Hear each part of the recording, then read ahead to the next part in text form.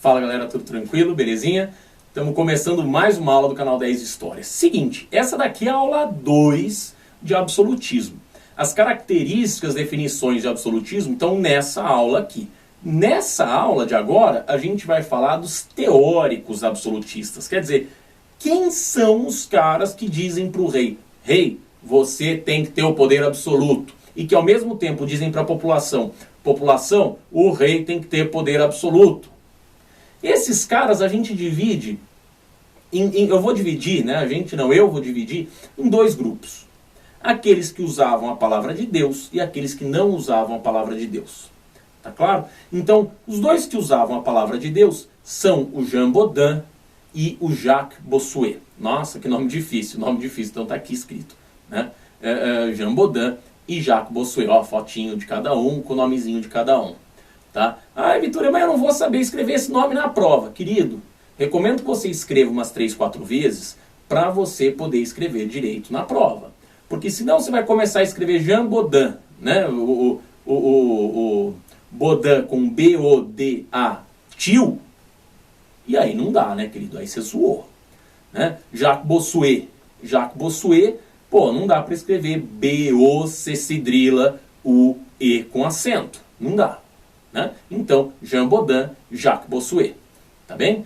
Esses dois caras vão, né, um vai escrever um livro chamado A República, né, ou seja, a coisa pública, e o outro vai escrever a política segundo a Sagrada Escritura. Esses dois sujeitos vão ser os defensores do que a gente passa a chamar depois de teoria do direito divino, né? Que vão dizer, grosso modo, o seguinte: todo poder vem de Deus. Os governantes, pois, agem como ministros de Deus e seus representantes na terra. Consequentemente, o trono real não é o trono de um homem, mas o próprio trono de Deus. Resulta de tudo isso que a pessoa do rei é sagrada e que atacá-lo de qualquer maneira é sacrilégio. O poder real é absoluto.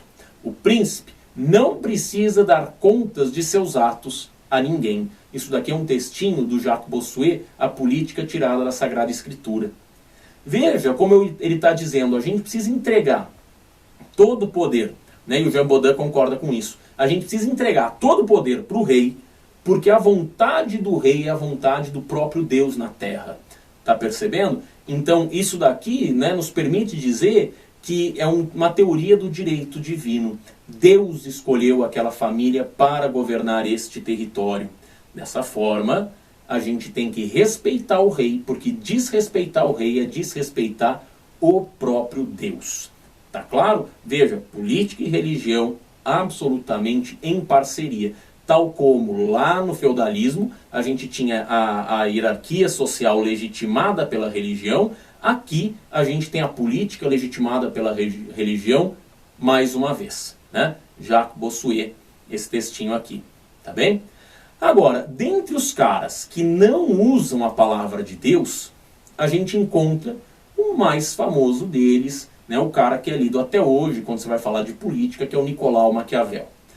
Nicolau Maquiavel escreve um livro chamado O Príncipe. Nesse livro, O Príncipe, Nicolau Maquiavel escreve o seguinte, dá uma olhada: o príncipe não precisa ser piedoso, fiel, humano, íntegro e religioso. Basta que ele aparente possuir tais qualidades. Um príncipe não pode observar todas as coisas a que são obrigados os homens considerados bons, sendo frequentemente forçado, para manter o governo, a agir contra a fé, contra a caridade, contra a humanidade, contra a religião. O príncipe não deve se desviar do bem, se possível, mas deve estar pronto para fazer o mal, se necessário. Pô, né? Pô, o que é isso? Né? O que é isso? O que o Maquiavel está dizendo? Olha, a política é uma jogada absolutamente humana. A disputa de poder entre os homens é uma jogada absolutamente humana, não tem a ver com Deus, tem a ver com as pessoas. Então, se eu usar racionalmente a minha habilidade de me relacionar com as pessoas, eu vou ter poder. Reza a lenda que o Maquiavel define política como a arte de conquistar, exercer e permanecer no poder. Veja que interessante, Deus não está na jogada. O que o Maquiavel diz é que o príncipe tem as razões de Estado para estar acima de tudo. Então, para eu preservar o poder, eu posso fazer qualquer coisa. Por isso aparece aquela frase que eu nunca li no livro do Maquiavel, né, mas que muitos atribuem a ele, de que os fins justificam os meios. Quer dizer, para eu me manter no Estado, para eu ter isso como fim, para eu preservar o meu poder, eu posso usar qualquer cartada, porque o mais importante é que eu seja capaz de me preservar no poder. Tá claro? Uma perguntinha que sempre fazem. Mais vale ser amado do que temido, ou mais vale ser temido do que amado? Para o Maquiavel, o ideal é que você seja os dois, amado e temido. Mas e se precisar escolher? E se precisar escolher? Ué, se precisar escolher, seja temido. Porque se eu tenho certeza de que você me ama e se eu te amar, eu ainda assim posso te trair. Você já não disse para sua mãe alguma vez que você estava indo dormir e não foi? Você não falou para o seu pai que você ia voltar a tal hora e não voltou? Então, você ama, mas você trai. Agora, se você disser para sua mãe, que você vai dormir tal hora e no primeiro dia que você não fizer isso, ela cortar um braço seu, aposto que no dia seguinte, 1 hora antes, você está deitado na cama rezando para dormir. Claro que se sua mãe cortar o teu braço, ela vai presa. Né? Mas enquanto o rei absolutista poderia fazer isso com toda tranquilidade. Não existiam direitos humanos para que a gente pudesse seguir.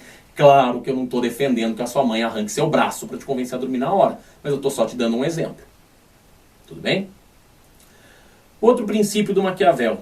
Se o seu inimigo virar as costas, mete a faca. Não vem com esse papinho de você dizer que, não, porque tem que ser uma luta justa, tal. Não tem que ser justo, não. Se o inimigo virou as costas, mete a faca, aproveita e mata ele. Aproveite o momento de fraqueza para pisar no seu inimigo. Tudo bem?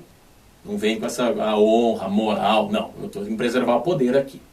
Então o Maquiavel tem essa questão. Agora, maquiavélico é uma expressão errada. A gente fala de maquiavélico como alguém que está tramando, Não, o maquiavélico não tem muito a ver com Maquiavel, não. Tá? A expressão maquiavélica não se aplica muito ao Maquiavel. Depois eu vou fazer uma aula sobre Maquiavel, tá? Por enquanto não tenho, mas procura aqui no canal, não sei quando você vai ver a aula, talvez essa aula já esteja disponível. Beleza? Outro sujeito, Thomas Hobbes. O Hobbes vai escrever o livro chamado Leviatã. No Leviatã, o Hobbes vai definir o seguinte: o soberano governa pelo temor que inflige a seus súditos, porque sem medo ninguém abriria mão de toda a liberdade que tem naturalmente. Se não temesse a morte violenta, que o homem renunciaria ao direito que possui por natureza a todos os bens e corpos. Quer dizer, para que eu abriria a mão da minha liberdade se não fosse por medo da violência? Essa é a perguntinha do Hobbes. Então o que o Hobbes diz? Que o Estado, e no caso o rei, tem que ser visto como uma força acima das pessoas que possa justamente ser usada para bater em todo mundo, para botar todo mundo no lugar. Porque o Hobbes diz o seguinte: o homem no estado de natureza, ou seja, o homem sem lei, o homem agindo por instinto, é mau. Então eu preciso do Estado para dar uma porrada na cabeça de quem precisa e manter a ordem. Sacou? Um pensamento bastante truculento. Como você pode ver, a gente faz política com muita violência nesse momento. A gente faz política com muita violência. Tá? Direitos humanos, os direitos dos cidadãos, isso daí não existe no mundo absolutista. Então o Estado pode te acusar, te prender, te deixar preso. Né? Até quando? Até te julgar. E quando vai te julgar? Quando quiser. Tá bem? Para que serve o Estado, então? O Estado serve para livrar a humanidade do caos e da anarquia. Então eu tenho o Estado, o rei, bate em todo mundo uniformemente para fazer todo mundo andar no lugar. Entendeu? Tá claro? Por quê? Porque se eu não bato, se eu, Estado, não bato em cada um uniformemente, eu não tenho uma sociedade organizada, eu tenho o caos e a anarquia, ou seja, eu tenho um mundo sem lei. Por isso que o Hobbes vai dizer que o homem é lobo do homem. Como assim? Eu quero pegar aquela maçã que está naquela árvore. você também quer, estamos os dois com fome.